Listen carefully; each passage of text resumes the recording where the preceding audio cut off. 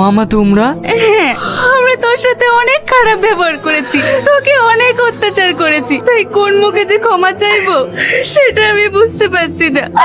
তুই পারলে আমাদের ক্ষমা করে দিস। ইয়ে কি বলছো তোমরা? যেটা আমার কপালে ছিল সেটা হয়েছে। তাছাড়া ওইসব দিনগুলো আমি ভুলে গেছি। তোমাদের প্রতি আমার কোনো রাগ নেই। তোর কাছে আমাদের দুজনের অনুরোধ, এই বিয়েটা তুই দাঁড়িয়ে থেকে নিজে দায়িত্ব করে তুলে দিলে আমরা ভীষণ খুশি হব। আমার তো এখন কাজের ভীষণ চাপ, তাছাড়া কোনো অসুবিধা হবে না, আমি সব ব্যবস্থা করে দিয়েছি। মামা মামির একটা কথা রাখবি না? ঠিক আছে, আমি এই বিয়েতে যাব।